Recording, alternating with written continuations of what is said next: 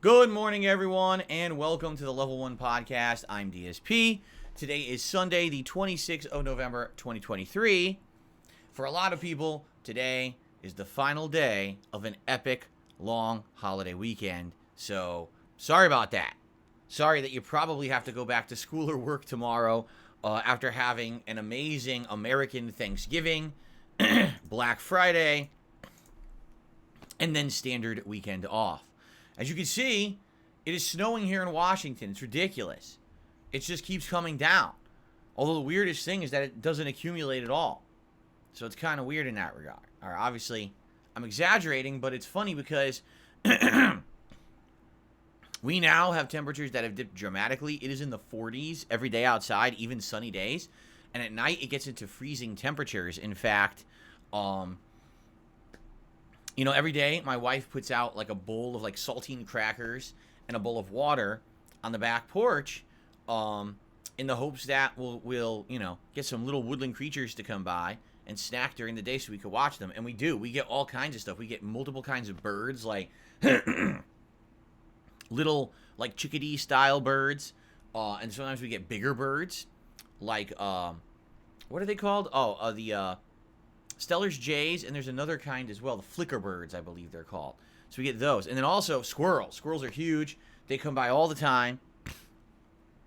We actually have like a family of squirrels that are so used to coming to the yard that they just will like come right up to you. Now we don't touch them or anything, but it's pretty cool that they're so friendly.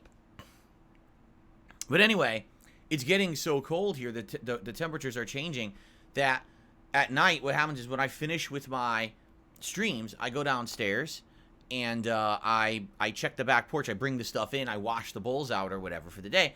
The water has been frozen for like the past 2 days. Just going down there, between 10 and 11 p.m., it's freezing like ice. I was like, wow. So I guess it's really getting cold out there. Will we have snow this year? Probably.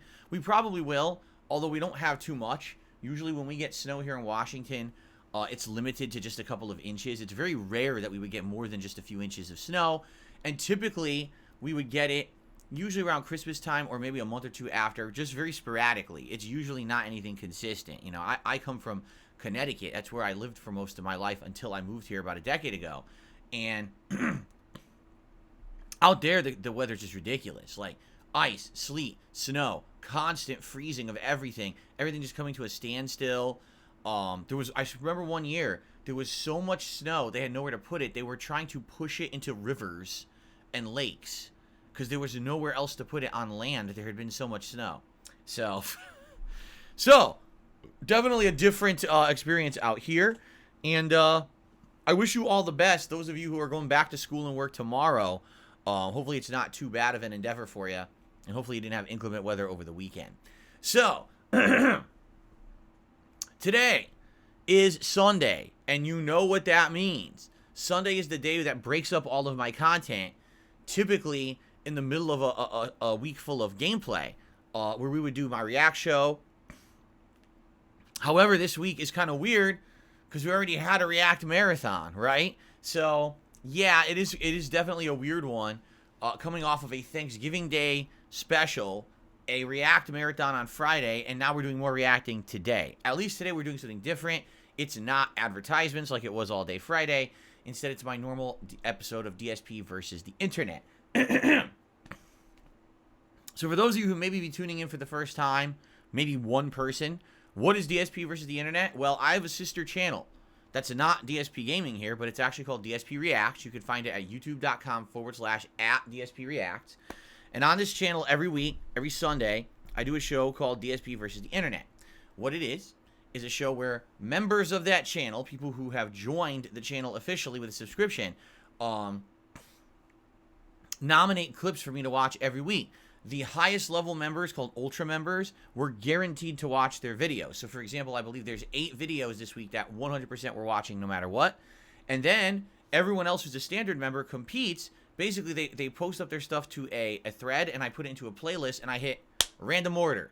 And so the playlist just goes through randomly and picks random videos. So everyone has an equal chance to be watched. I believe this week, I want to say it's like maybe between 30 and 40 clips that are standard and like 8 that are ultra. So good variety of stuff. And this week, wow, good variety of stuff. I checked the playlist, or made the playlist last night.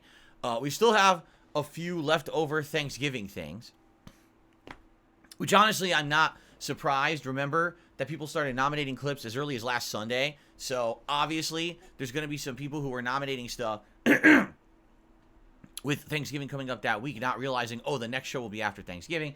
That's perfectly fine. There's quite a few Christmas themed things in there, and then there's the usual wide variety of stuff. So it's going to be a good one. I like the variety of stuff. I like it when we have the seasonal stuff. It makes the show better, in my opinion, to have the seasonal stuff as opposed to it just be a bunch of random stuff. It's always a good time.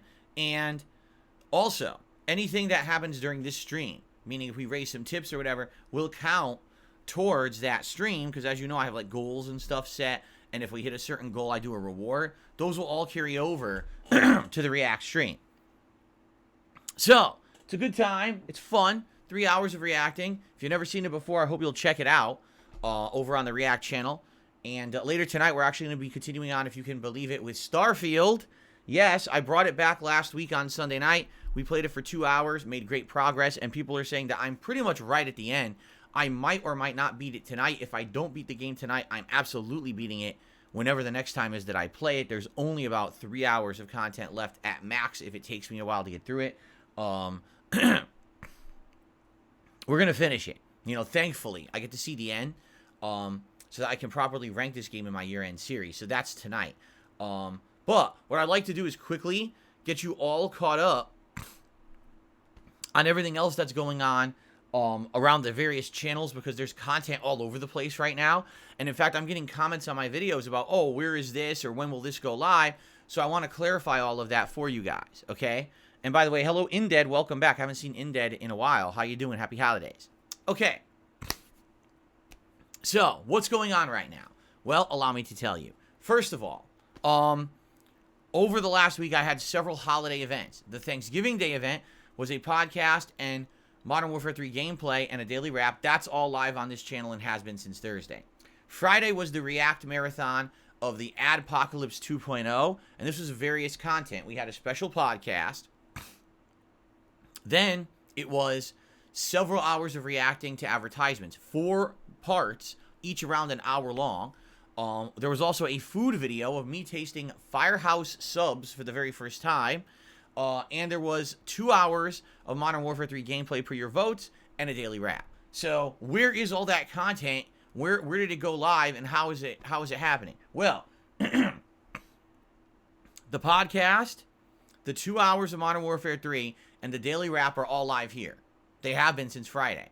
But all the other content, since it's considered React-style content, is going to be on DSP Reacts. Now, all 4 videos of the Adpocalypse are live over there as of right now. Okay, they spread out over the past 2 days. Like, some went live Friday, some went live over the course of yesterday. So So I hope that you'll give it a look. It was a great event. I had a ton of fun with this event. Everyone seemed to really enjoy it who attended. So I certainly hope that you will give it a look over time. I understand, people will probably watch it slowly over time and enjoy it. But it was a really good session. And I hope that you will give it a look. Very chill. And we had a lot of nostalgic fun together. Okay? Now, there also was a food video of me trying out Firehouse subs. You guys had recommended over the years that I try this, and I had never had it before because it was too far away or non-existent. Like, it wasn't out here. Well, come to find out, there is one that delivers to my home, but it's like 45 plus minutes away. Excuse me, I still have a little bit of drip and annoyance from this cold. Yes, over a month ago.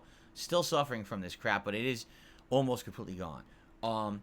So anyway, yeah, like, I had never done it before, even though you guys had constantly recommended it. I tried Jersey Mike's, I tried Potbelly, I tried all these different ones, but never Firehouse subs. So finally, I found out I could get it, but it was going to take a long time to get delivered.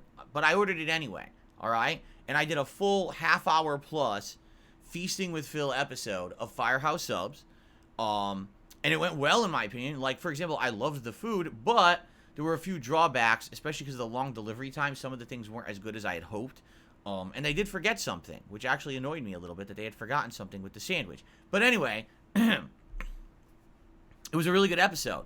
But it's not live anywhere. And you might say, well, why not? The dang video corrupted on me. It's stupid because the corruption of these videos can happen at any point. And by the way, you know what I found out? It has nothing to do with my hard drive. I thought originally it was something to do with like my hard drive or my setup, my PC. It's not. It's actually glitches in OBS. And OBS has actually patched itself and or updated itself over the last year to fix this. But guess what? I can't update because I'm still running Windows 8 on my PC and nothing will work with Windows 8 anymore. So I literally can't update OBS because it won't do it. It says, oh, it's not compatible with Windows 8. So I can't get the fix to stop videos from corrupting. I just got to put up with it until I finally upgrade my PC with a new one. Because I'm definitely not upgrading my PC to a newer version of Windows when everything in my PC is a decade old and likely won't work with a new version of Windows. So until I buy a new PC, I'm kind of stuck with what I've got. Okay? So that being said, yeah, a little annoying that the video corrupted. And I'm like, so what am I going to do? The good news is I did eventually get the video. I have it now, okay? But it was like, well, now when do I upload it? Because we just had 2 straight days of the ad reacting. Starting today, parts of the DSP versus the Internet show will start uploading. So it's like, dude, I don't want to like have it go live during the weekend and no one sees it. So I'm actually saving it until Friday. Because here's how it works. When I do DSP versus the Internet, I upload 2 parts on Sunday, and then I upload 1 new part a day for the rest of the week. So Monday, Tuesday, Wednesday, and then Thursday. So there's new videos all week long on DSP Reacts. But then Friday it would have dried up. I said, you know what? Let's have the food video go live on Friday. So yeah, it's going to be a week later than when I actually had the Firehouse sub. But if you want to see something fun and interesting, give it a look on Friday. It was a good one. We haven't done a food video like that in many months. I think it was like August was the last time that we had done one. So, over 3 months. And it went really well. And I hope that you'll enjoy it. Okay? So, this week, DSP Reacts is like loaded with content. You got the Adpocalypse. You got the usual DSP versus the Internet. You got the Firehouse subs Feasting with Phil. And, this is important, yesterday, I put up the thread on DSP Reacts by which people can recommend holiday events, holiday movies and or specials for me to watch during the course of December and for me to review. So I have ideas of things that I want to watch, but I want to hear your feedback as well. It seems like one common one people are recommending is Gremlins. Like they really want to see me watch Gremlins and review it, which is cool. I grew up watching Gremlins. I love that movie. So I would absolutely like to watch and review that for the first time in years. I haven't seen it in many years, but I love that movie. So that would be pretty neat. But anyway, yeah, there's a members-only thread on DSP Reacts where you can recommend holiday movies, specials, and things for me to review. So please give it a look and please nominate stuff, all right? So also, that's going to begin right at the beginning of December. Like likely that first week of December coming up. I'm going to start reviewing holiday stuff. And it might be 1 or 2 a week, depending on my time, how much time I have.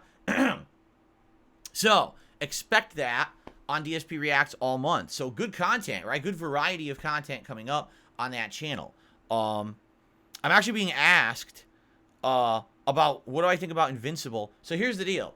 In November, I was planning on watching Season 1 of Invincible, doing a video or 2 reviewing that, and then when Invincible Season 2 started at the beginning of this month, I was going to watch each episode and review them along, and it just didn't work out because I was sick. I got backlogged, okay? And when I got backlogged, I ended up not having time to really do much at all. I also, because I had felt sick and I was trying to get over this cold, I didn't feel up to, like, doing extra content and reviews. By the time that I felt up to it, was like this week.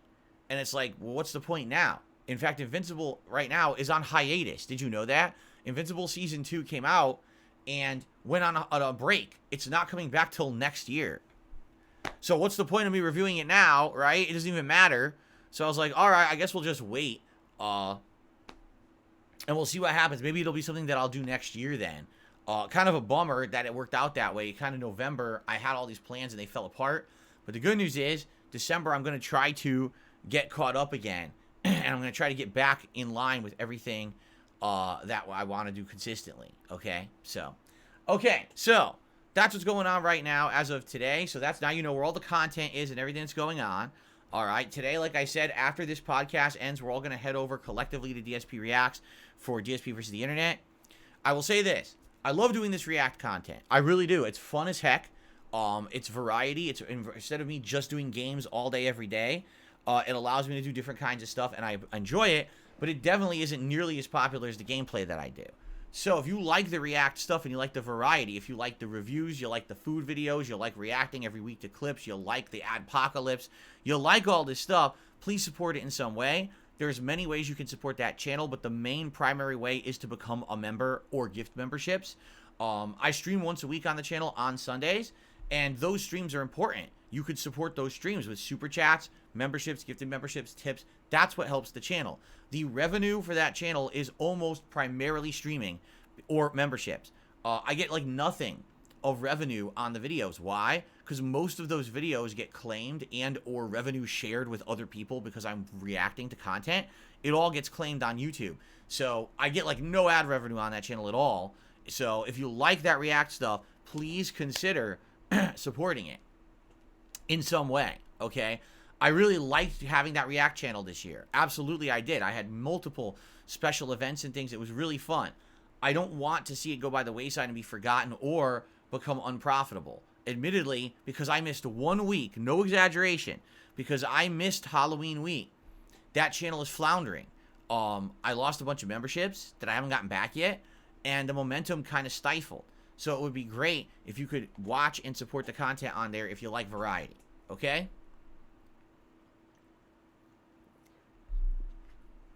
If you don't like that content, well, I can't make you like it, and that's fine. Thank you anyway. Okay. Now let's talk about the schedule for the rest of the week. Because after today, which is the React show and then Starfield Endgame, we get back into the swing of things, and there's 3 more streaming days this week. So Monday, it is Modern Warfare 3 multiplayer on the first stream, and Like a Dragon Gaiden chill late night stream, which I'm actually very much looking forward to. The game's been great so far, and I'm in a portion of the game now where it's kind of, the story's opening up, but also there's other stuff going on with side content in the arena, or I guess Coliseum, whatever you want to call it. It's pretty neat. It's a good mix of stuff. So, certainly, I hope that you'll come and chill with me on Monday nights for that. Tuesday will be more Super Mario RPG, and we had a great session of it yesterday, great advancement, and people really seem to hang out and have a good time. And then Street Fighter 6 continuing on Tuesday night. I'm actually going to talk a little bit about Street Fighter 6 in just a moment.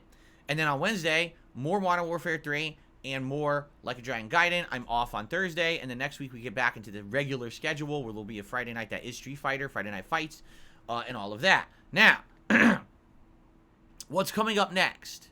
Well, coming up next is RoboCop, that's definitely going to be another playthrough I'm doing as soon as I beat a game, because I have the game. It's been donated to me by a viewer, so I'm good to go. We just got to finish up something so we have time in the schedule. And then remember, coming up at the end of that first week of December is the Avatar game from Ubisoft that apparently plays like Far Cry. So I would say RoboCop and Avatar will be the next 2 big playthroughs that I do. We'll see how that goes, okay? One other thing before we get to talking about a little bit about Street Fighter. So we have another event going on right now here on the channel. If you type !best of 2023 into the chat, you will see there's a command for which you can nominate your favorite playthroughs that I did in 2023. Now, what is this for? We're doing a special new year-end series this year. We have never done this one before. Basically, when you think about year-end awards, correct? What do you think? Game of the Year awards or the worst games of the year, right? And I do those every year. I always do my Game of the Year awards, and I do the most disappointing games countdown. But this year, I want to do something a little different.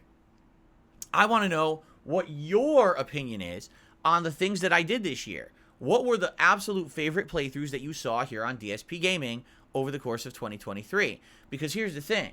Maybe there's a playthrough that you loved that wasn't one of my favorite games. Maybe one of the most disappointing games was actually one of the playthroughs you liked the most. Maybe you really enjoyed watching me do some multiplayer in a game, and that's not one that hit my countdowns, right? So the results of this could be dramatically different from my personal picks, you see? And I like having the idea that the viewers contribute to a year-end series. I used to do this years ago. It was called the fan-voted funniest moments. But that went by the wayside. That was ages ago when people used to actually use my online forums, and all year they'd be posting up funny moments and voting on them. That's a long time past. You know, we're talking probably it's been many, many years since I did something like that.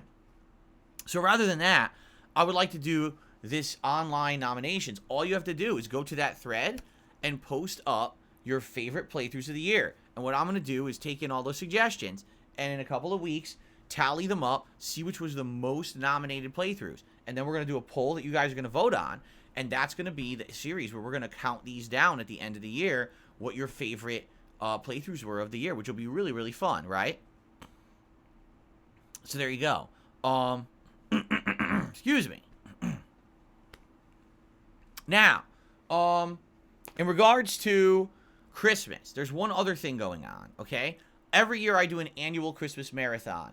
Is that happening this year? No. Bah humbug. I've had enough of Christmas. No more Christmas. I'm abolishing Christmas. No more Christmas content. Goodbye.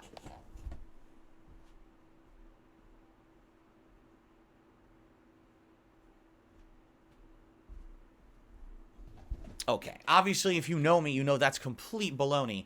I love Christmas. It's my favorite time of the year. It's my favorite holiday of the year. And I wouldn't miss it for the world, right? I love it. That's why I have Christmas decorations behind me and above me. That's why I have snow coming down inside of my house, because I love it, right? So, what do I have in store for Christmas? Well, every year we do a Christmas marathon, and we actually looked at the dates yesterday, and we found that this year Christmas is on a Monday. Now, I was thinking about it, and I was like, I could technically do my Christmas marathon that Sunday before, which would be Christmas Eve, but quite a lot of people are very busy on Christmas Eve. They end up getting wrapped up in, personal stuff. They're hanging out with their friends and family. They're traveling. And I realized that probably wouldn't make sense to do that, because if I did it on Sunday, a lot of people probably couldn't attend. So I think what I'm going to do is I'm going to do my Christmas marathon on Saturday, the 23rd of December, okay? What does the Christmas marathon entail? By the way, I just realized I have to get the Christmas picture in here. I wonder if I could quickly. Hold on. I like doing stuff on the fly on the show because I'm completely unprepared. No, in truth, I am usually prepared, but I just realized I don't have this. Ah, here we go. Ready? There we are. So my Christmas marathon is going to take place on Saturday, the 23rd of December this year. Okay? What will it be? Well, number one, it's going to be an all-day event featuring food, fun, booze, gaming, hangout, and festive vibes. Okay? Everything involved. Okay? So, what games will I be playing? Well, that'll be up to you. because starting in December, so in about a week's time here, I'm going to post up a thread, both for members and for everyone else, all right, where you guys can nominate games you want to see me play during this event. And it could be multiplayer, like maybe you want to see some Street Fighter, maybe you want to see some Modern Warfare 3. It could be the start of a new playthrough. Maybe you want to see me start up the next epic RPG, like Baldur's Gate 3. Or maybe you want to see me continue on with the game. Maybe there's some holiday-themed games. For example, I think there's a Grinch game that just came out recently. So maybe there's some stuff that you guys could say, hey, I definitely want to see him try this. You know, on Christmas, it would be fun to do a variety of stuff on Christmas, right? So that's the kind of the thing I'm thinking is, let's see what people want. So there will be a thread for both members and for everyone else to nominate games you want to see me play during the Christmas marathon. In addition to that, I'll be dressed up in holiday attire. As you can see, that's one of the sweaters I have. I have a bunch of Christmas sweaters that I'll be kind of wearing and alternating during the day. I'll be drinking. I'll probably have some eggnog and or other drinks to drink during the day. So that way I can be kind of buzzed and having a good time with all of you.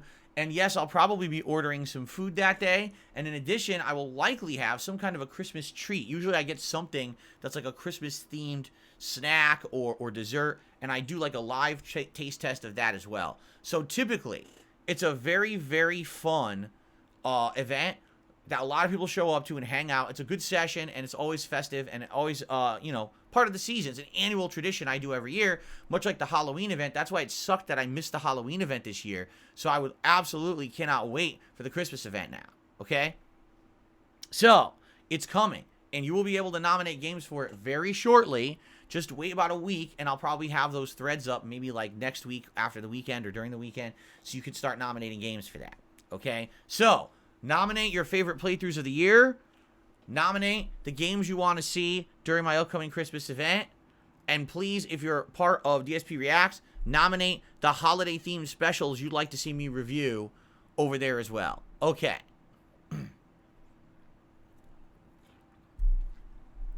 Now, I have a brief update, very brief, I'm not going to talk about this at length, regarding Street Fighter 6. As you all know, if you've been watching my content in the last week, I brought back Street Fighter 6 after a month's hiatus, and I've really been trying hard to learn Dalsim. And it's been a learning process and a slow process, but having watched some top-level Dalsim players and seeing some combos and strategies, I've been getting better with this character.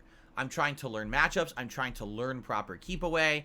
I'm trying to do more safe techniques, because originally I was doing very unsafe things with this character, playing too offensively, while really what you need to do is do more mid to full screen keep away and keep people backed away from you with multiple fireballs and juggles and things like that. So I'm getting better, all right? Last night I played a 2-hour session. Normally it would be Friday Night Fights, but we had the marathon on Friday, so it was Saturday Night Slam. And the results were as follows, all right? Here we go. The results were, if I can get my email open here. The results were, if I can find it. The results were, now I can't find it. Where the hell is the email? I didn't delete it. Oh, here it is. It just appears. So here's the results. I played about 40 matches. No, 60 matches. Damn, I played a lot.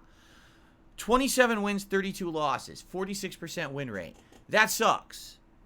Why does it suck? Because I always try to have a positive win rate. So you might say, well, why did you lose more than you won? That's kind of silly. You know, you've been doing really well with Dalsim. How did it turn around? Did you play ranked? No, I still kept playing casual. So what happened? I kid you not. For some weird reason, since I started using Dalsim, so it's about 6 to 7 hours of gameplay now, the vast majority of the time that I play with Dalsim, in casual play, I'm fighting against Cammy. I don't understand it. When I played this game June, July, August, September, and October, before it went on hiatus for a month, Cammy actually was more of a rare fighter to face. I always was facing the onslaught of Kens, the onslaught of Marisas, right? Those, and of course, Jury, I would argue. And recently, it was actually a lot of JPs and stuff like that. Like, I was fighting a lot of those kind of characters. And I don't get it. Like, all of a sudden now, it's like Cammy seems to be the popular character in this game. At least the game keeps matching me with Cammy players. Now, in the 7 hours that I've been playing with Dalsim, what I can tell you is Cammy seems to be his worst matchup right now.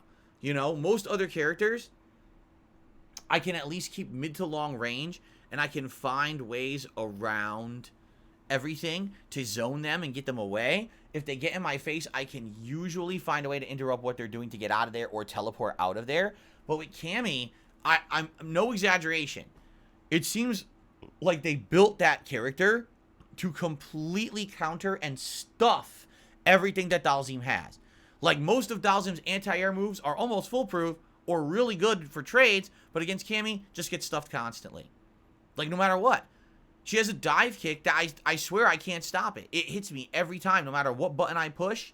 And if I block it, she's in my face with a hit string that I can't get away from, and she just keeps rushing me down. There's been a round where literally I blocked 20, 30 hits in a row, and she fucking won't get off me. Like, she never runs out of safe moves to do. It's like an endless string of safe stuff. And then when I try to get her off me with a move that's smart, like, for example, doing a drive reversal, right? I go to do it, and the game will say, oh, well, due to Cammy's timing and spacing, you didn't do drive reversal, you did drive impact. And then she just waits and punishes it. And I'm like, well, I didn't do that. I want a drive reversal.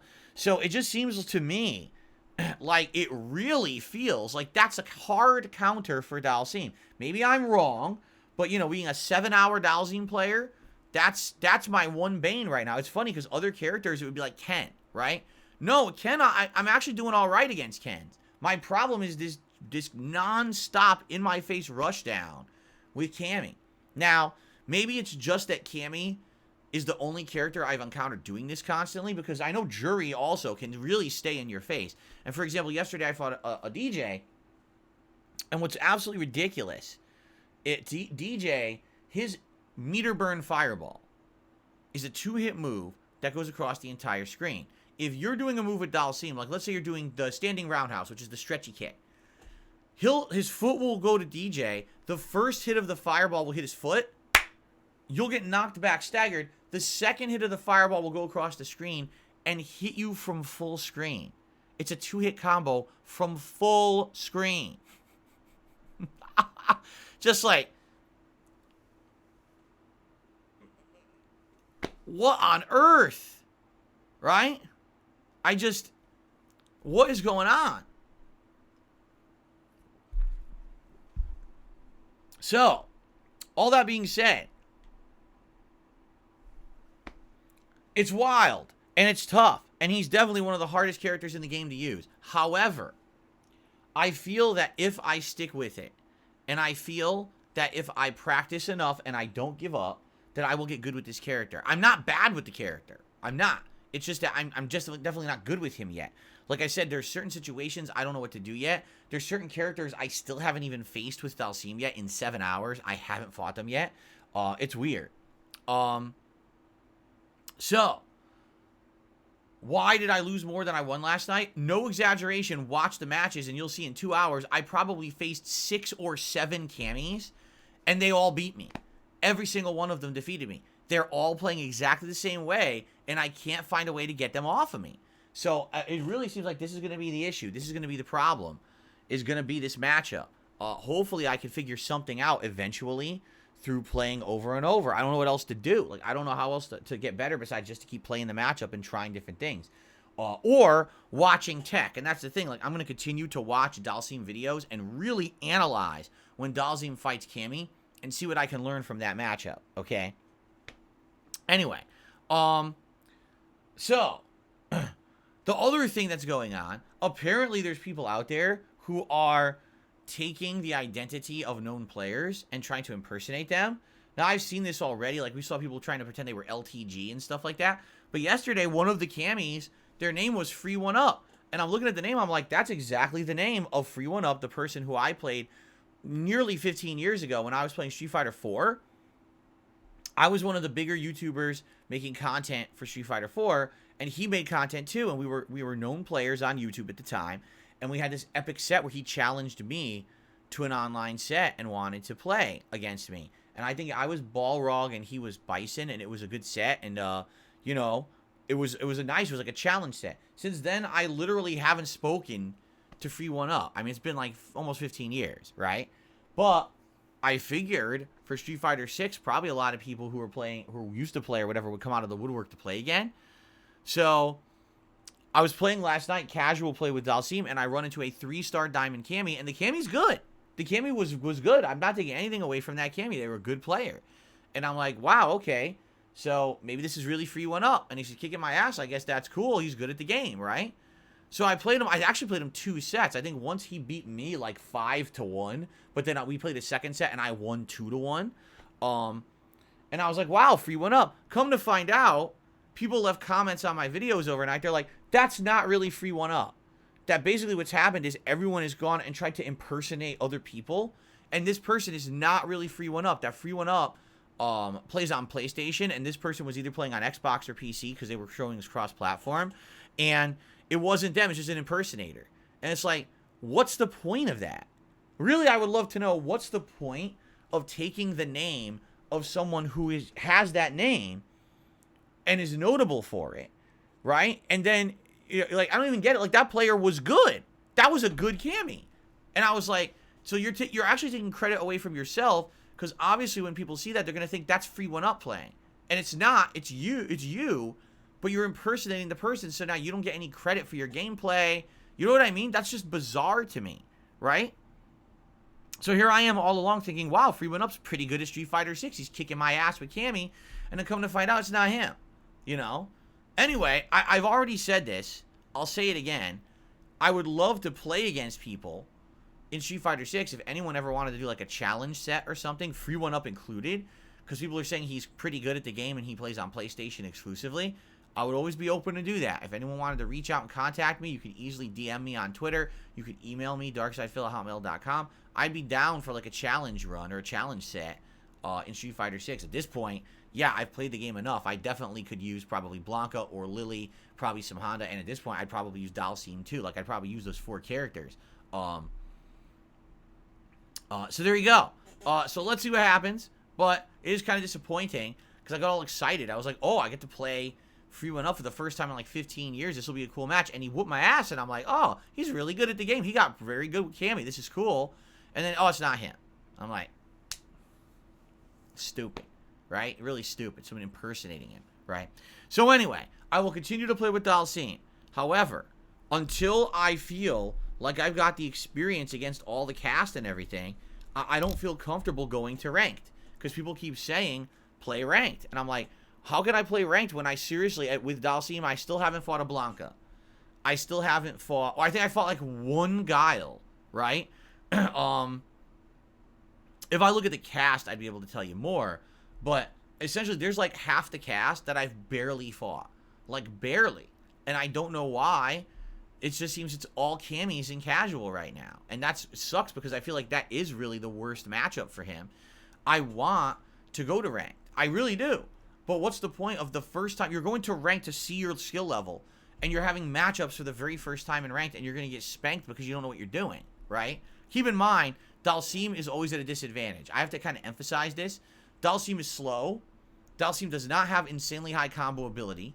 He doesn't have the ability to really escape situations when people are in his face. He has a ton of disadvantages. When played well, he can be a top-level character. But man, it's hard to play well. You make one mistake, or the person literally gets lucky with one guess, they're in your face and you've lost the round, right? So why on earth would I go to ranked if I don't even know a single thing about a matchup yet? Because I haven't really fought those characters yet. It wouldn't make sense. It would be like setting myself up for disaster, I feel, you know? But we'll see what happens. I do want to get to ranked eventually with Dalsim, and I feel like we'll get there once I play a little bit more, okay? All right, so check out the gameplay from last night. All right, guys, So here's the deal. There's no game news or anything today, and I told you guys I didn't feel like there's going to be game news for a while. Probably the next big time there's going to be game news is when the GTA 6 trailer or whatever that is, releases. Then we're going to be talking all about that stuff and getting hyped. And, of course, maybe when Avatar comes out, we'll have stuff to talk about. Right now, it's going to be slow for game news. So I wouldn't even expect much in the realm of game news until the Game Awards hit and GTA 6 hits. That's when we can expect that kind of game news that's going to be big and prominent to talk about, all right? But in the meantime, we have a few things we can do. So I think what we will do is, number one, I want to do some quick plugs, as you know, and then we're going to get into suggestion box stuff. I think we're going to go through a few suggestions from the suggestion box and see, what people recommended for improvements to the channel and things like that. Okay. Okay, so let's do that, shall we? Yeah. All right, so guys, real quick, all right? As you know, I'm very different from many other content creators out there. Why? Because the kind of content that I do is very different, all right? There's no gratuitous plugs in my content. There's no paid-for product placements. There's no sponsorships. There's no partnerships. There's no, hey, referral code, buy this product and click the code and give me money for it and stuff like that.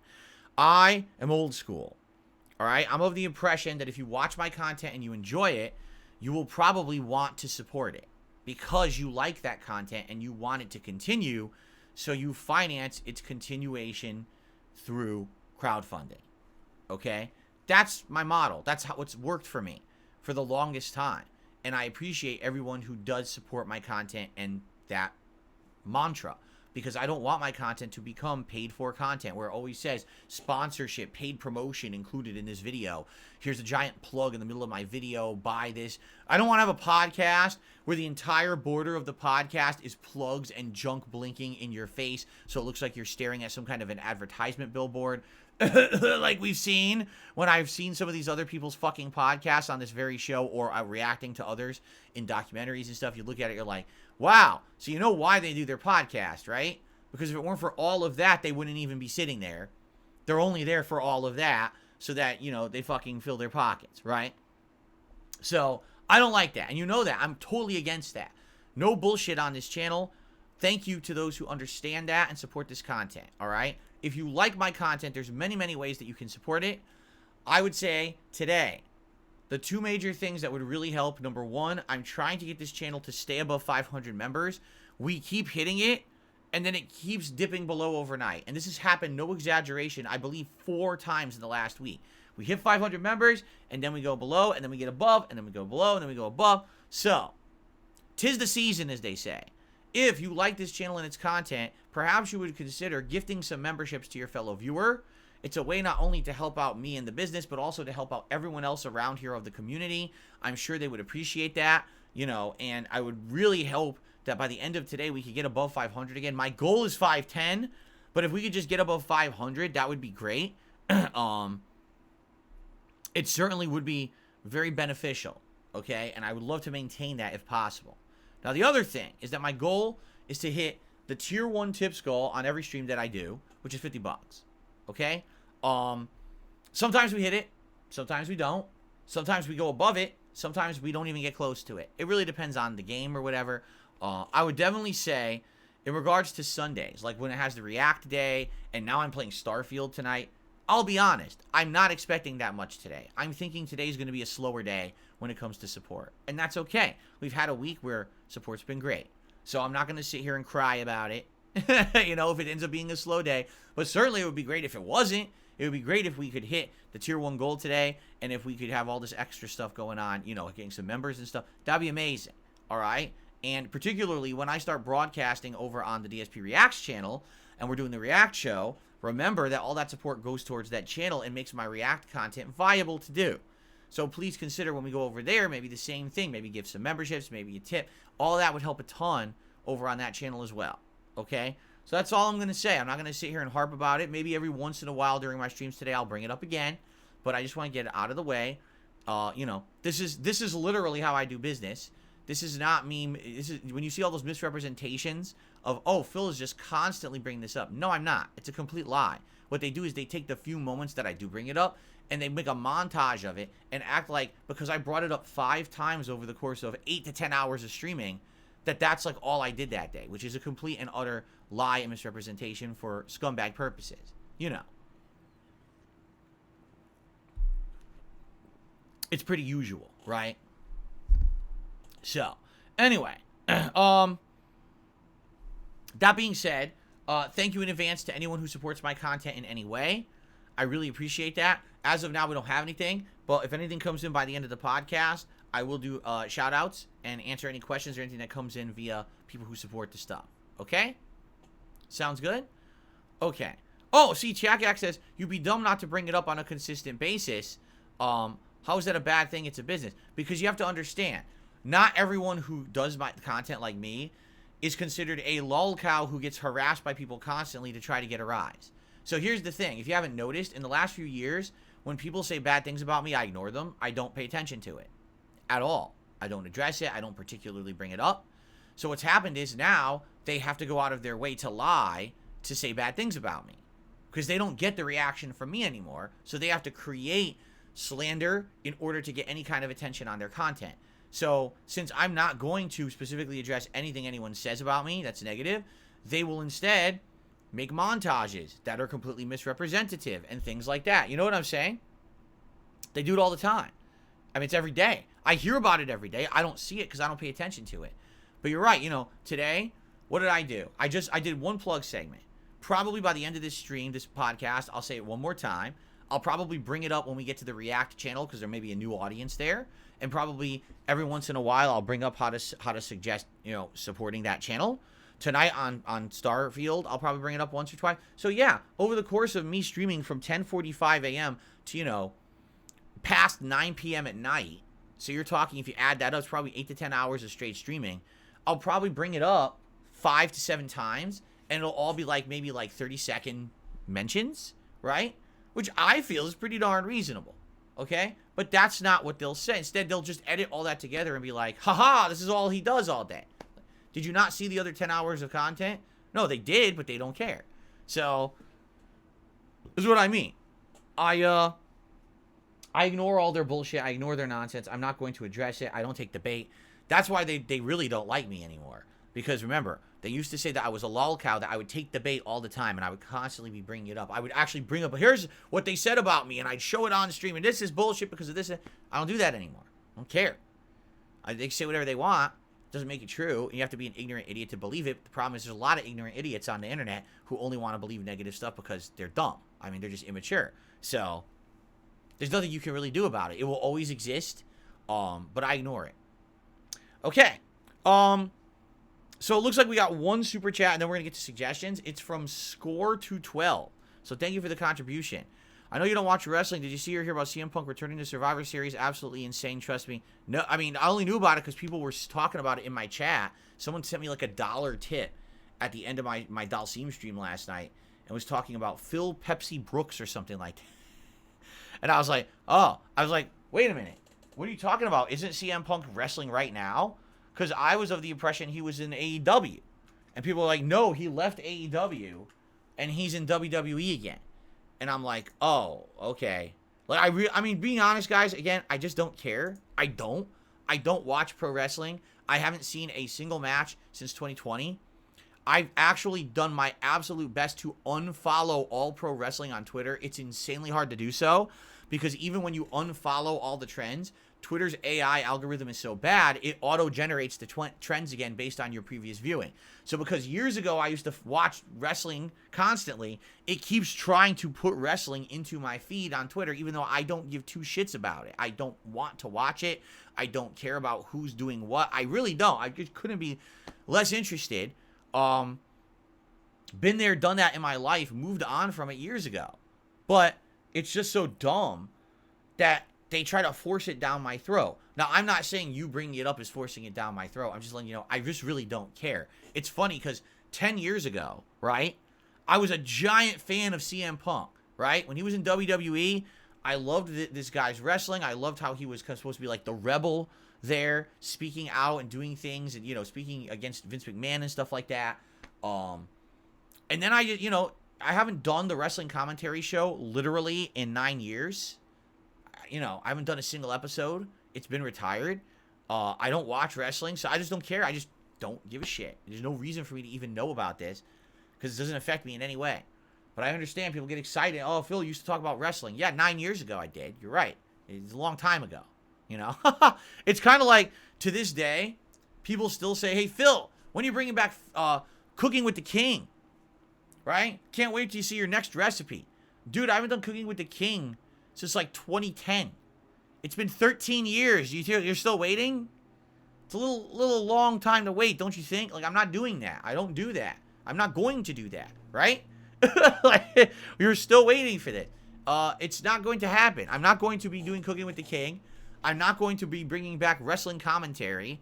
I'm not interested in any of this. Okay? So there you go. Anyway, thank you for the super chat. Score. I appreciate that.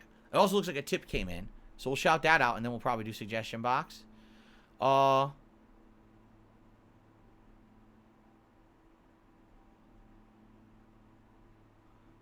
Someone tipped $2.01. Says, I don't get why it isn't okay to have advertisements on stream for money, but it's okay to ask for contributions for money. It's okay to do things for money. I work my job for money. Yeah, I do too. Like, I don't know. That's too confusing. If one day you want to have an open conversation about it, I guess we'll have it, but I'm not going to sit here and argue the difference between crowdfunding free content because you like it and you want to see it to continue versus someone who is literally creating content to sell you something so that they can pay or so they can make money to line their pockets. Do you understand the difference? It's very different. It is. It's just very different. Listen, if you want to be advertised to, you can go to TV or you can go to any of the shows on the internet. I mean, even the things you pay for, like Netflix, Amazon Video, they're all got ads now. All of them. It's all just ads everywhere, right? You can go watch as many advertisements as you like. I would think that it would be refreshing that there's someone who makes content for you that doesn't want you to be advertised to all day. No? No? I would think so, right?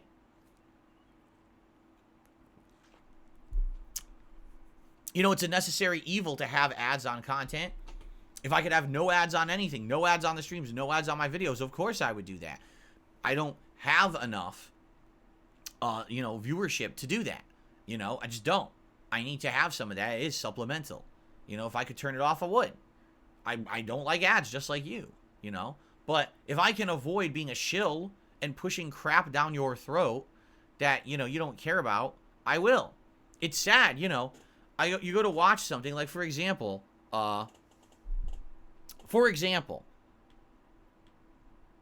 I sometimes try to drop in and watch content creators who previously I used to watch, okay? So, for example, every once in a while, I'll watch the Angry Video Game Nerd, or every once in a while, I'll watch the Nostalgia Critic, just to see how they're doing. I don't watch all of their stuff. I'll just pop in and say, what's the newest episode or whatever. I actually heard that Angry Video Game Nerd had done a really good episode for this Halloween. It was a return to Dr. Jekyll and Mr. Hyde, which was like one of his first, if not his first review ever, a million years ago. So, I go to watch it, and what I notice is immediately there's product placements. Oh, this is brought to you by NordVPN. Oh, this is brought to you by DoorDash. This is brought to you by this meal subscription service. This is brought to you by some cryptocurrency. This is brought to you by blah, blah, blah. And you watch it and you're like, you know that these guys don't use this stuff. This is not like a testimonial. This is not like, oh, this is good stuff that they stand by, right? And they believe in. This is just, I'm going to take payment to shill a product that I don't care about and never will use, but it's just something that I want to push for money. And it's intrusive to the video. It's incredibly annoying, right? Now listen, these guys have much bigger viewership than me, even to this day. They have way more viewers, way more attention on their content than I do, right? So when they do those ads, they got eyes on them. So they probably make a pretty big paycheck just for pumping out that product placement or whatever it is, right? They probably make a pretty penny doing it. So by doing that, they don't have to have pressure on them about how the performance is on a particular video or whatever, because they got paid just for making it, right?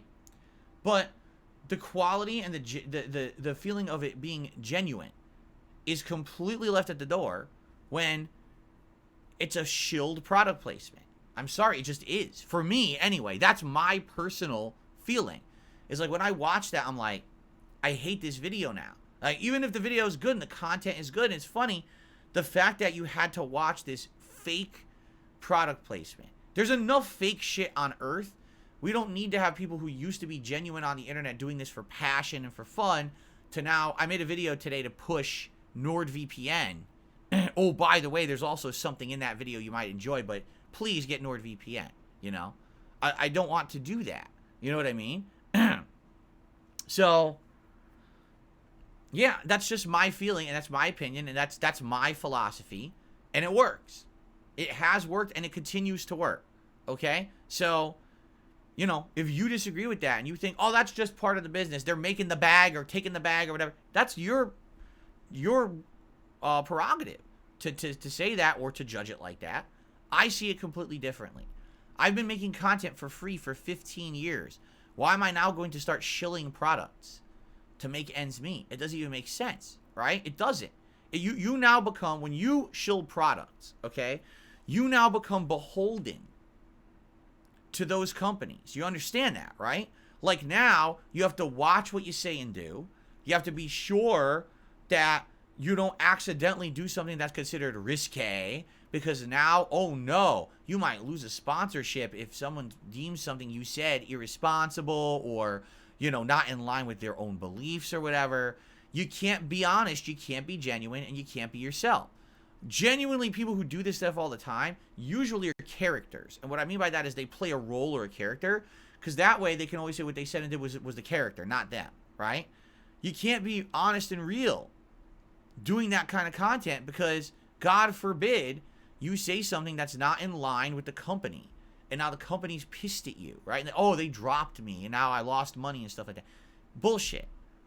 When you're making content, the number one concern should be that that content is genuine, fun, real, entertaining, and has value for everyone involved. For you, the creator, for the person watching, for everyone there. Not, oh, I made the content to be in line with an advertiser who wanted me to act a certain way because I have a promotion for their product in said video, so God forbid that I accidentally act in a way that they don't agree with. Oh, by the way, as long as all of that's in line, that's fine. Oh, by the way, also then I do my content in that video. No. No. Sorry. I'm not doing that. It's not, if I would rather quit making content entirely than sell out like that and become a fucking shill, a paid character who has to watch what he does. Oh, watch what I say and do. I can't be genuine with my audience, right? Because I have this sponsorship that I'm dealing with, right? It's ridiculous. I can't stand it.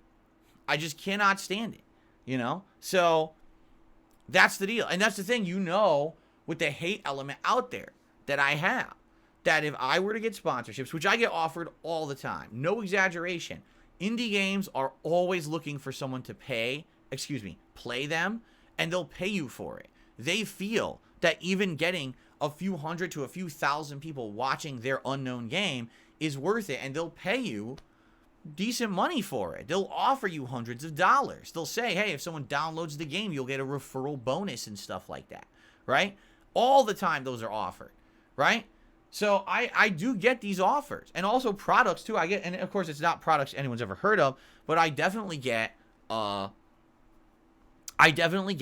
offered this product to put this product placement and stuff like that, right?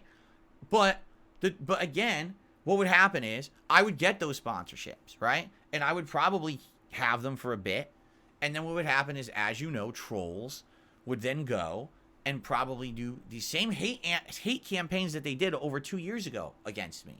You know, remember they got me kicked out of the Twitch partner program for literally doing nothing. I didn't do anything on my stream to get me kicked out. They just deemed that things I had done in the past weren't worthy of being in the partner program, despite the fact I'd been in the partner program for how many years. They suddenly changed their opinion overnight with no evidence of any wrongdoing and not saying I did anything wrong. You're just out of the partner program, right? They kicked me out of Teespring. Teespring invited me to their business in 2017. They designed my original clothing line for me. I didn't even do it. They designed it and put the products up for me. They knew who I was. They were okay with all the stuff that I had done in the past. And then 3-4 years later, oh, we just decided overnight that we don't want you on the site anymore. We're closing your shop and you're gone. And it's like, huh? But that's how these companies are.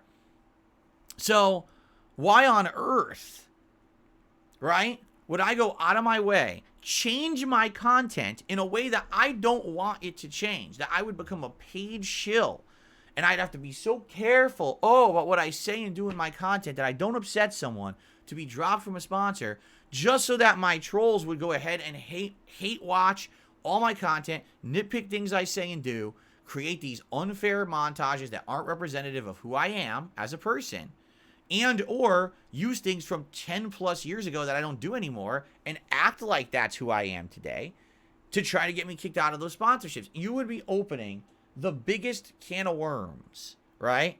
Doing something like, it's just not worth it. Not only would I have to change everything that I do for these promos, these products, all this stuff, but then there's this potential for so much harassment and things. It's just, I'm better off being completely independent. I really am. Someone like me, in this situation I'm in, with the amount of harassment I get, that's the best option, is to stay indie and just to be my own man and to do my own thing and to keep that crap out of my content, be true to my audience, and then my audience will reciprocate and support the content, right? In fact, being honest here, I feel like if I were to change, like if I were forced into a situation where I have to take these offers, right? And I start taking them, I guarantee you there would be people who would turn on me and be like, so you were always against that, but now you're doing it. I'm like, well, it's a necessary evil, right? Well, forget it, right? And they're not going to watch and they're not going to support, because that's what I mean. Like, they've been around for a while. They see what I stand for. And honestly, I'm one of the people that have been a holdout. You know what I mean? Like, again, all my contemporaries on YouTube, if you haven't seen it, they've all started doing this. This is just a common thing. Because remember, years ago, people said stuff to me like, don't ever do that stuff. It's terrible.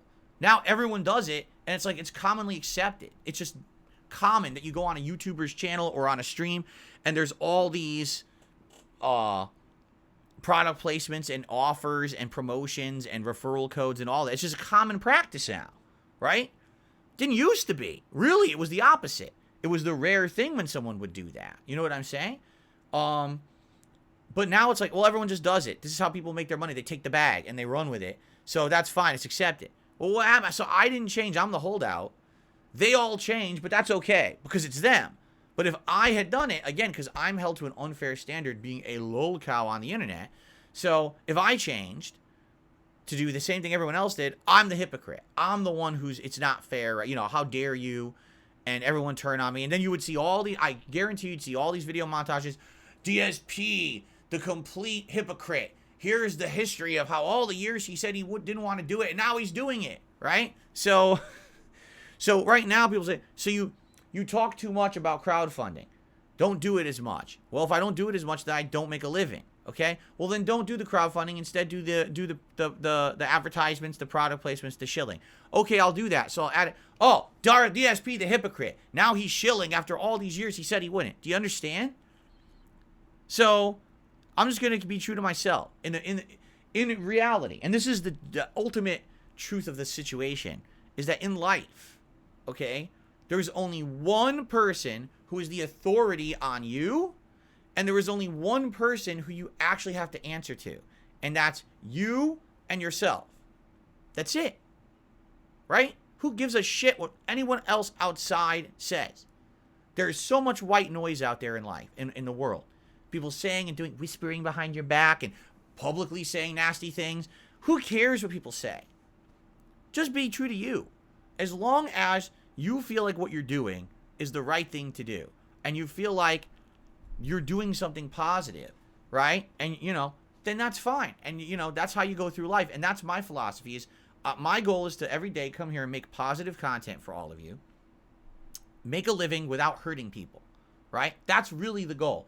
I want to make a living without having to hurt others. I don't want to get ahead by stomping on people below me and pushing forward. I just want to be with all of you having a good time, enjoying games, chilling, having fun. That's what it's all about. You see? I could have done that years and years ago. I could have been one of these slam YouTubers, drama content creators. There was epic amounts of opportunity to do that. And I totally opted out of that. I said, nah, I'm just going to be true to myself. I'm going to play the games. I'm going to have fun. We're going to do this, right? That's what I've always wanted. And maybe it's because of the way I was raised. As I'm getting older now, I'm starting to realize that even though I'm not a religious guy by any means, that having that upbringing, having this moral compass, right? I find myself going back to it more and more now that I'm older. When I was younger, I was rebellious. Oh, rage against everything, do whatever you want. But as I get older, I find myself going back to those tenets, those core tenets, those beliefs of, do unto others, right? As you would have them do unto you. Don't just hurt others. True success is not success by any means. It's success where you can be successful, but you don't have to hurt others to be successful, right? That's the kind of stuff that I abide by. And so, I follow all this stuff, and a lot of people give me shit for it. Well, why do you have these principles? Don't you understand they're hurting you or whatever?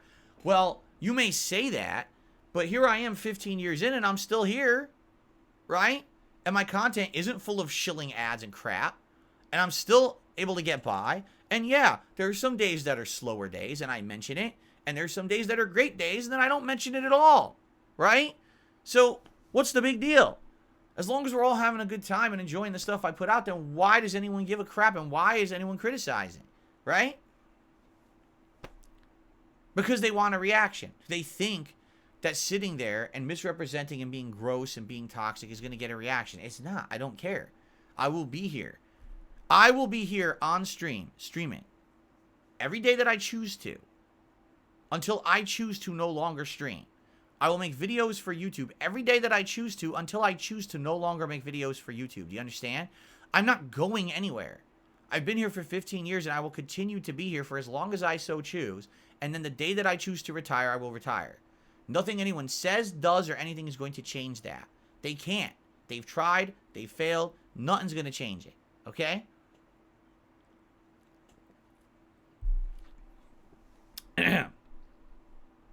So,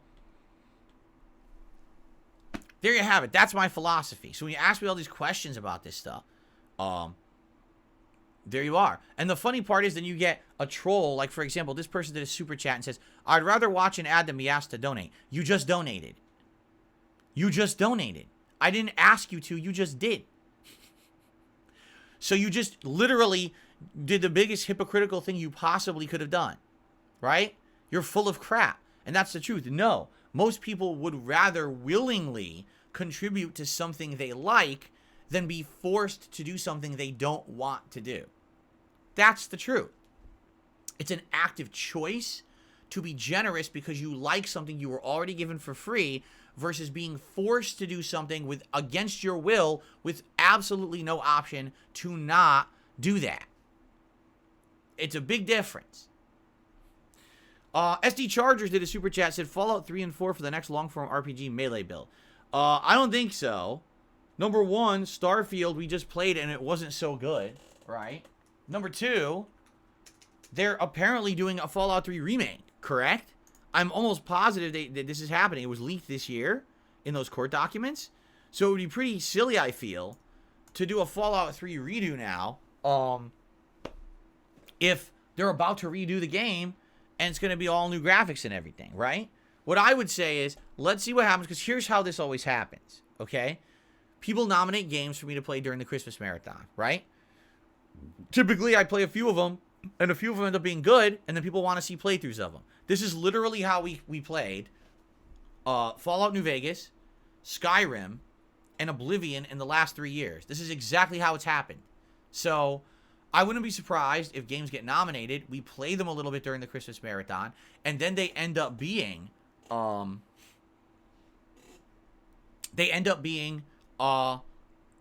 that people want to see long term, and we play them, right? But I just want to say something right now. For example, let's say someone does nominate Baldur's Gate 3 or Fallout 4 or something like that, and we play it during Christmas. Chances are we're not playing it January, February, because this year is insanely front-loaded with games. And a lot of RPGs, including Like a Dragon, Infinite Wealth, Final Fantasy VII Rebirth, and others.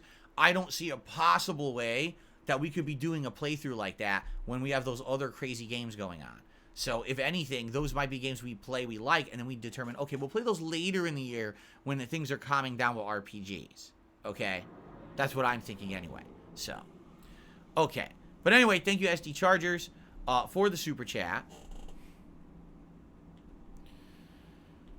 Excuse me. Huh? Someone tipped $1. Says the difference with having sponsors, the viewer gets content and the product if they choose to pay for it. What? I don't even understand what you're saying. No. Most people, the vast majority of people who watch someone's content with a sponsorship do not buy the product. They're forced to watch the ad for it, but they don't buy the product. It's a very, very small percentile of people who would actually partake in the product that's being advertised or shilled to them. So I don't even understand what you're saying. I don't. Like, what you're saying is, well, for that insanely small, right? Insanely small amount of a group who will actually buy the product, they'll benefit. I guess you're right. But when you're making a video for public consumption, right? Like right now, this podcast, I'm not just making this podcast for people who want to contribute. I'm making it to everyone. Everyone who wants to watch it. If you like the content and you've decided actively of your own volition that you want to contribute because you like said content, then please do. But I don't understand what you're saying. Like, what you're saying is, well, if you purchase the product, then you benefit. Yeah, and how many people do that? 1%? 0.0005%? You know what I mean? Like, that doesn't even make sense. The difference between you actively choose to support something because you like it, you're not forced to, versus you're forced to watch that ad for a product you don't care about. And there's nothing you can do about it. You must watch it, right? It's completely different. Anyway, Engine and Tonic at TM did a $10. By the way, I guess we're not doing suggestion box because a lot of contributions started coming in, and now we're just constantly shouting them out. So I guess that's that. Engine and Tonic TM did a £10 super chat and says the best thing is no matter how you respond to anything, they'll try and spin it to make it sound like they won, i.e., calling you mad or crying. No, of course. Again. You have to understand, they see me. Do you understand lolcow culture? Like, it's pretty disgusting. It's like, so what we want to do, we're going to constantly talk about someone over and over and over, all right, to try to get a rise or something out of them. And the absolute moment that they respond, we won. It doesn't even matter how they responded, we won, because all we're looking for is a response. That's it. The moment that they respond to it, we got their attention. We got them to say something. Right? So they see that as a victory. It doesn't matter what you say or do. To them, they've already won. And of course, what they're going to do is they're going to constantly keep spinning it in a negative way to kind of keep getting you to bring it up. Right? So I've already said this before. Like today, I could right now go outside and walking down the street, I could stop a robbery. Like an old woman could be getting held up and I could run up and punch the dude right in the face, just knock him the fuck out, and throw him down the street. Save the woman, right? Then, I could turn around, and a car accident happens, and I pull a person out of the car that's on fire, and I save their life, all right? And then all of a sudden, the earth opens up, right? And people are about to fall down this big pit in the ground, and I start pulling people away from the edge. Oh, get back, everyone. Get to safety, right? And then aliens could come down out of the fucking sky, open their doors like, we are invading. And I could run up and say, fuck you, and kick the alien right in his alien genitals and throw him back into the spaceship, infecting him with some kind of deadly disease. All right? And then they all die, and I save the entire planet from this situation. I save everyone. All right? And what would happen? Those people who don't like me would literally go on their stream and be like, were you aware that when Phil was doing that, a napkin fell out of his pocket and he littered? And all they would do in the entire video is talk about how Darkside Phil litters. That's it. They would ignore everything else that happened that day. None of that matters. That's how those people are. You know what I mean? So, to me, I don't give two rats' asses or craps about any of that stuff. I don't. I don't want anything to do with any of it. You know, I stay away from it. And, you know, let them say what they want to say. Let them do what they want to do. That's how they handle it. And again, that's why you notice I'm not specifically addressing anything anyone says or does about me. It's just generalities. I have no idea what they say. I pay no attention. You got people literally right now, some people tell, oh, they're talking about you on a show. I don't care. I don't care what they say. I don't want to know what they say because it will always continue. All they want is my attention, and they will not get it. I'm here on my normal day of work. I will continue to do my normal day of work away from all of their nonsense. Okay. Sambuca did a super chat. He says, what brand are those stretchy gray lounge pants? These are not stretchy, nor are they gray. Well, what color are they? It's hard to tell. At one point, I want to say they were like dark blue, but they've probably worn out over the years. These I bought almost 10 years ago when I lived in Connecticut. They're Uniqlo. Remember I told you I went to Uniqlo right before I moved out of Connecticut, and I bought a whole wardrobe of clothing and stuff? So that's what these are. I don't know what you're talking about. Oh, you were wearing nice pants the other day? I was? The other day? I don't know. I just toss on pants. I don't think about what I'm wearing. A lot of my pants are Uniqlo. I have like this leftover pair of pants from like 15, 20 years ago. I'm serious, that long ago. I bought them when I worked at the office job, and those are like polo. But they don't even fit me anymore. Like I have to tie the tie like super tight to keep them on because I lost so much weight since back then. Everything I own is old. Like, literally everything that I own is pretty old. Like, everything I have is from the past, you know? Roadblocks, excuse me. Thank you, Roadblocks, for becoming a channel member this morning. And thank you to Mike for becoming an Ultra member this morning. So we have 2 new members to the channel. And that will get us up to 500 this morning, which is excellent. As I said, I'm trying to maintain 500 members on the channel. And we always hit it, and then it goes back down, then it goes back up, then it goes back down. We're back to 500 right now, which is excellent. So thank you for that, guys. Okay. All right. Well, guys, as I said, we were going to do suggestion box, but as you can see, we didn't get to it. We didn't get to it, and it is what it is. Let's just do a little bit of Q&A. And like I said, then we're going to switch over to the React show as usual, okay? And as I said, guys, I'm going to tell you right now, I don't care about toxicity, negativity, and the stuff that you guys are talking about in chat right now. I don't care about other shows talking about me. No one gives 2 shits. If you bring it up, you will be banned. As usual, that's always been the rules. If you bring up toxic stuff from outside this stream, you will be removed. That's how it's always been. So you bring it up and say bye-bye, all right? That's not what we're here for. We're here to relax. Okay.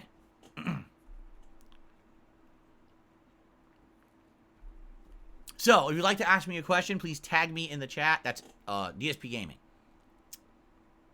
How are the leftovers? Asked Derek. Pretty good. Pretty good. Although, admittedly, the turkey ain't as good leftover. Man, the turkey was super duper good on Thanksgiving when it was juicy and fresh. Now it's kind of dry. Even putting the gravy on it, it's like, damn, it's really good the first day, but man, it ain't so good anymore. I had a lot of stuffing and some mac and cheese. A little bit of sweet potato. I'm trying to remember what else I had. I had like a roll. And then today, what we're doing is whatever's left. So I know that there's still some turkey left. And I'm trying to remember what else is left. Definitely turkey. And maybe a little bit of sweet potato.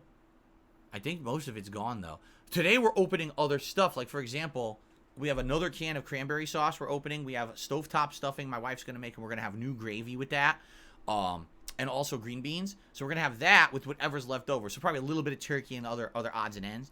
And that's what we're eating today. Okay? So.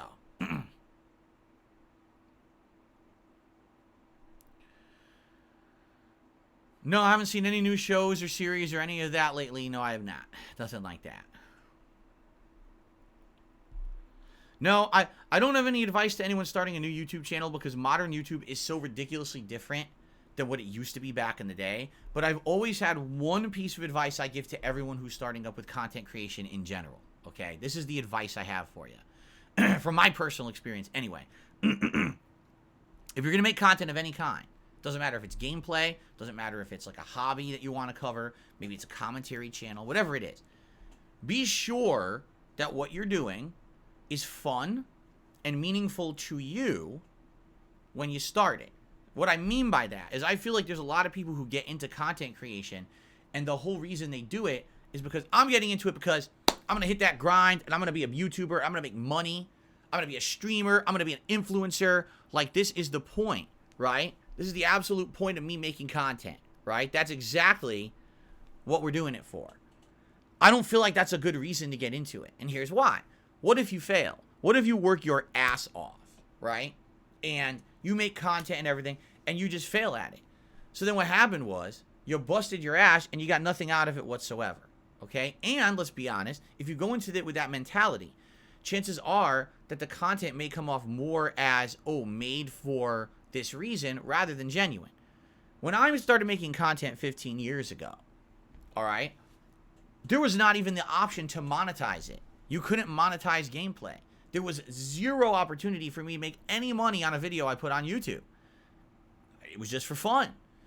And people saw that. When people saw my gameplay, right, people realized that it was because he was having a good time with the games. He was just dicking around. He wasn't being serious. It was genuine. And because people liked that, it caught on, right? Then years later, after having made content for 2.5 years for free, when I finally got opportunity to monetize it, it worked. And I was able to do it for a living, even though it was never my intention to ever do it that way. Do you see? If you choose a subject matter that you're passionate on, right? Like, let's say, for example, you're really into basketball, and you follow the stats, you're actually a decent player yourself, and you make content related to basketball. Likely, that passion for it and that knowledge will come through in your content, and people who also like basketball are going to resonate with you, and it's going to be genuine, and you're going to get a fan base based on that. And then if you decide to turn that into something more later down the line, you'll have that installed base who like you. You see? That's the difference. And now here's the thing. Let's say, for example, you did try it and it doesn't work. Well, I tried it for a year. I grinded. I made this content and I was passionate for it. And I loved every minute that I made that content, but it didn't really work out. Okay? That's fine. If it doesn't work out, it doesn't work out. But at least you didn't waste your time because you had fun and you had passion for what you were doing. Correct? Am I right? So, in that regard, at least you didn't completely, grind for nothing. Like for me, even if I'd done YouTube for 2.5 years as a hobby and it never caught on or whatever, I would be like, all right, well, at least I had fun, and that's that. You're not wasting your time. I feel like there's so many people who go out there and the only intention, the reason that they're getting into it is because it's time to make money, right? So we go in there with a budget. We go in there with a production crew. We go in with a production budget. We go in with these people who are the employees, and we're going to manufacture a YouTube channel or a streaming channel. And we're going to create this big network of people making content, and it's going to be so genuine. And that's why I remember years ago, do you remember the Fine Brothers? Most people don't talk about them, but they still make content to this day. They're very popular, just that you don't hear their name anymore. The Fine Brothers are the prime example of this. They make manufactured content. You understand? The only reason that they make it is to make a product that is presentable to make money. All that before React became popular and every single content creator did it, they were making the elders react, children react, teens react, this reacts, that reacts. And it's the most ungenuine junk. You watch it and you're like, this is so staged. They're in a studio doing it. This is so fake. But people watched it because back then it was kind of like the innovator of that kind of content. And then what happened? They tried to trademark the ability to make React content, or was it copyright or both? Whatever it was. They tried to make it and say, oh, we have the rights to it. No one else can do it. And you're like, what? And then everyone rallied against it. What, are you crazy? You've literally now just proven that all you care about is money. You didn't go into it because you have passion for your product. You didn't go into it because you thought this was meaningful to the internet. You literally had this scheme to create a style of content and then immediately make it so only you can make it. It's your harebrained money-making scheme, right? So the entire internet rallied against them. And it blew up in their face. Everyone hated them. And they went back and said, we're not going to do that anymore. We're canceling all the legal filings and everything. We're not going to do it. But the damage was done. They ended up having to rebrand. If I realize now, I think they still do a lot of content that's popular, but you would never see, like, you don't know it's them making it. Like, they rebranded a lot of their shit and stuff like that. So, yeah, like, that's what I mean. If you're truly making content that you're passionate about, you'll have fun when you're making it. Hopefully it'll resonate with an audience. And then if you have opportunity to turn it into something great down the line, good for you. But at least you didn't waste your time making manufactured content just for the sole sake of making $1. And then if it doesn't work out because you didn't make any money, you feel like you wasted your time on that grind, right? For me, all the content I made, I feel good about, you know? Even though today you would look back at that original content from 10, 15 years ago and be like, oh, cringe. Oh, that commentary style and whatever. Correct. You know, things change over time. Culture change, people change. I've matured up a ton in the last 15 years. I wouldn't make commentary today like I did back then. Society has changed. People wouldn't even enjoy that kind of commentary generally. They get offended at half the stuff that I said back in the day, right? So, you know, the truth be told is that everyone changes over time.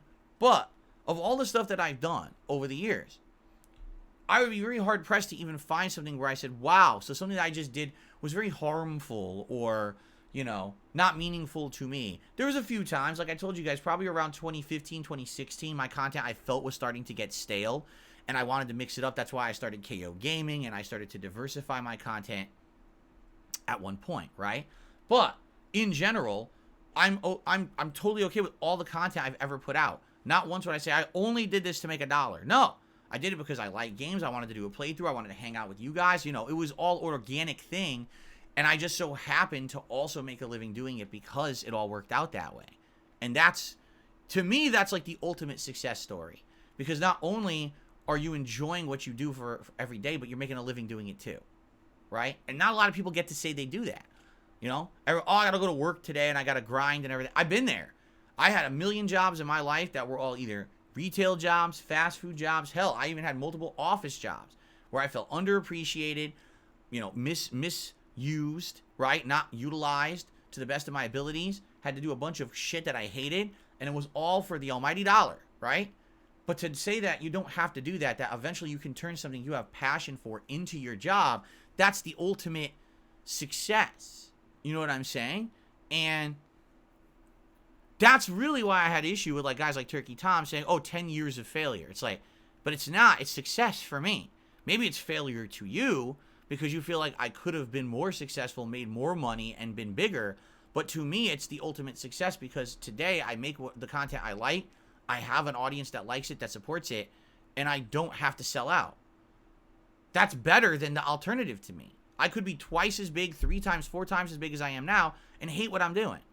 So what's the point of doing that, right? Just because I have more money, so what? I'm miserable, right? I'm more, again, I keep telling you guys, I'm more happy today than I was back when I was a big YouTuber. I was way more miserable back then. I'm more happy with my life today. There's different judgments and levels of success, and people don't understand that because everyone just wants to have the same exact understanding of what success is, and that's not how life works at all, right? You'll find someone who has, you know, not a ton of money, not a ton of belongings, not necessarily the most beloved person on the planet. They could be way more happy than someone who's a celebrity, filthy rich, surrounded by sycophants, right? And everyone says they love them, and they're fucking miserable with life. That's not a measure of success. It's not. It's a measure of maybe financial success. It's not a measure of success at life. That's my take anyway. Okay. I received a $25 tip from 1 Minute Man. He says, I have a fun idea for a react. Restream one of your restreamers. Watch screens multiply inside of each other. It could be the first ever on YouTube. It would go viral. Well, it would be like Inception. It would be, like, did you ever see when someone does that? They put a video camera to themselves and the TV behind them playing the same video signal, and it becomes this endless tunnel. I've seen that before, but I don't know how many people have done it. I think it would be pretty stupid. I mean, it'd be like two idiots just fucking reacting to each other, saying dumb shit, right? Like, what would be the point? What would be the point of that, right? Like, the way I see it, that would last like 2 minutes, and then immediately it would go toxic, as undoubtedly whoever it is that's already restreaming me would probably just say gross stuff or insulting things, and then we'd be like, well, what was the point of this? And I would just say, I can't, you know, it's not what I want to do, and I just close it, you know? It would probably last like an entirety of 5 minutes, right? Just so stupid. But anyway, thank you for the tip, 1 Minute Man. I think it would be funny just to see it happen, just to see the tunnel of broadcasting and rebroadcasting and rebroadcasting, right, endlessly. But I don't think there'd be any meaningful content or discussion there at all.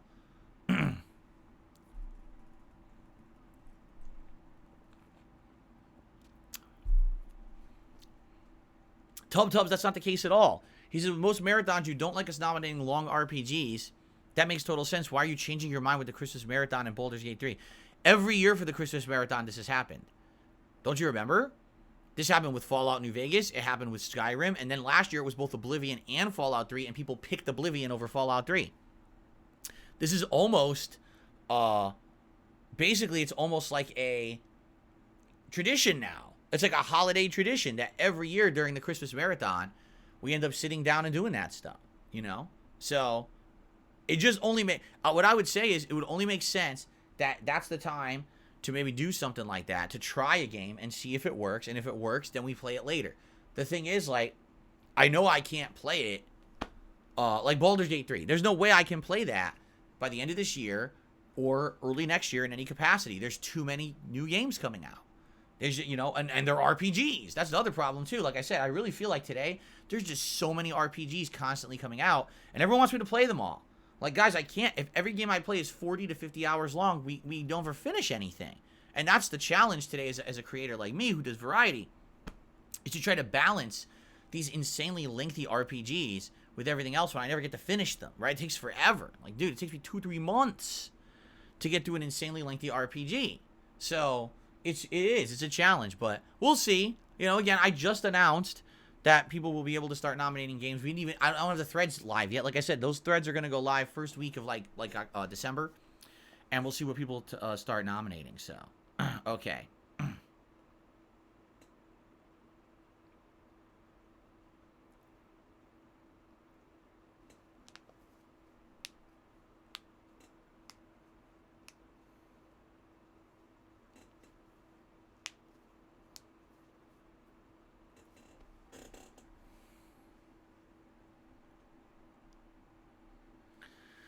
BITW Awesome says, at that point, not only are games getting bigger and better, it's understandably getting older and I'm understandably getting older and slower.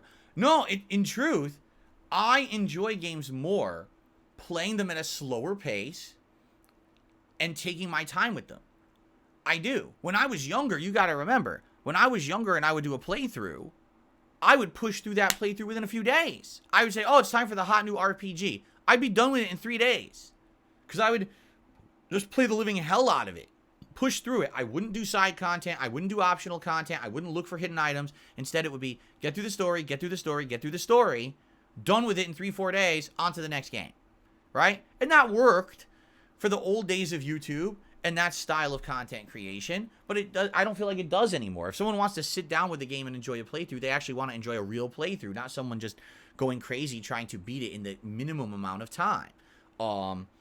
As I get older, I want to take more time with the games that I play. I want to enjoy them at length and do the optional content. And you know what I mean? It's a very different situation. So, that's my take on it anyway. And you could disagree or whatever.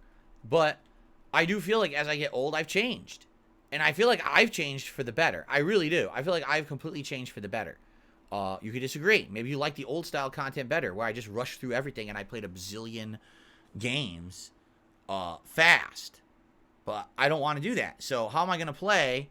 How would I play Baldur's Gate 3, Like a Dragon Infinite Well, and Final Fantasy VII Rebirth within 2 months? Unless they were the only games I played. Which means I would go out of business. Because I'm a variety streamer. And as you guys know, and this is what people don't get, they're like, I don't get it. You have 500 members, but you don't even get 500 viewers on a stream. Correct. And they're like, oh, I don't get it. You get all this support. You get tips. You get super chats. But you don't have that many viewers. Correct. Because this is not representative. The viewers right now on stream are not representative of my whole viewer base. I have a viewer base that's spread out across all these different genres of content. The people who were here last night for Street Fighter 6 likely aren't here for the podcast today. The people that'll be here for the React show may not be here tomorrow for Modern Warfare 3. It's all different audiences, right? So because of that, because it's all different, right? It allows me to have all that support from different groups who like the different content I do.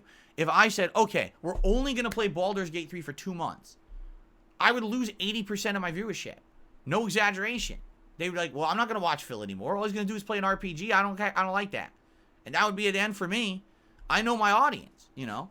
So that's why I can't do it like that, you know. Any RPG, it's going to be played, stretched out, balanced. You know what I mean? It's got to be like that. So, let's see here. Ross Prey says, man, I know what you mean about boring office jobs. I hate it.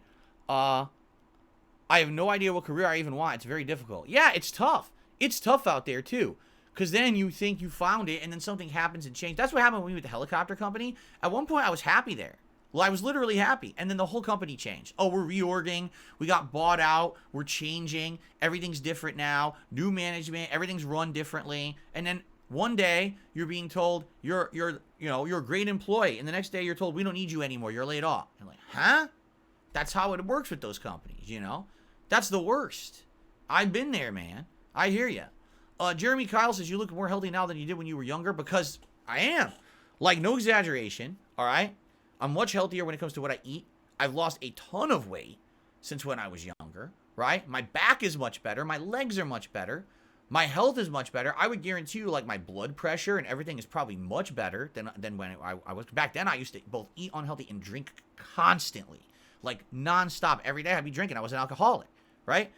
All that stuff has changed in the last 6-7 years. I've completely changed who I am when it comes to my lifestyle. My mind is different. My mindset. Every day I have a positive mindset of what's going on in my life, as opposed to used to be I wake up, oh, God, I got to do this, guy.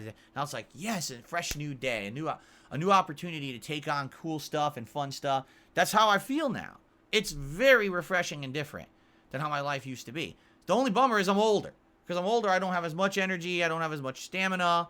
You know, I eat dinner and I feel like I want to go into a coma every day because I'm older now. But that's the one thing. You know, you can't help that. But outside of that, I feel like everything else is better. Let's see here. By the way, wow, we have to get... I just realized what time it is. We have to get out of here because we have to get the React show going. Thank you, Dan the Man, for a $5 tip. I appreciate that, Dan. Yeah, I didn't realize what time it was, guys. I'm like, holy shit, it is getting late here. So we got to wrap it up. All right? In conclusion, I thank you all every day. Those of you who come by, who hang out with me, who support my content willingly. As much as I hear people say things like, oh, yeah, you should just take the sponsorship and you should just shill this product and you should just do that and this. I know, ultimately, that the best course of action is to be true to myself, because that's what I've done for 15 years, and that's why I'm still here. I feel like if I had changed at some point to be just like everyone else, I would have disappeared ages ago, you know? So I'm happy that I still have people along for this journey who like what I do and support it, and I'm very grateful for that. I talked a lot about this on Thanksgiving. If you want to see my thoughts about how this year went, the ups and downs and all that stuff, I certainly hope that you will go check out the Thanksgiving episode of the Level 1 podcast that I did right here, where we went into detail about that stuff, okay? But for me, I'm happy that here I am today and I'm still able to make the content that I love and be true to myself And I thank you all for coming and hanging out with me every day and supporting it in the ways that you do. Fair enough? Now we got to end this show because I got to get ready for the React show. All right? So thank you all. Great podcast today. Didn't get into the suggestion box. I swear every day when I say I'm going to get into the suggestion box, we never do. We only seem to do it when I don't think we're going to. You notice that? We only get to it when it's just impromptu. When I plan it, we never get to it, right? Anyway, thank you all. Great discussion today. Appreciate you all. I hope to see you tomorrow. Tomorrow, of course, we'll be recapping what I did on the React show. We'll talk about if I finished Starfield. And I'm sure there'll be many other topics to discuss. So thank you guys. And I shall see you all tomorrow. Peace out.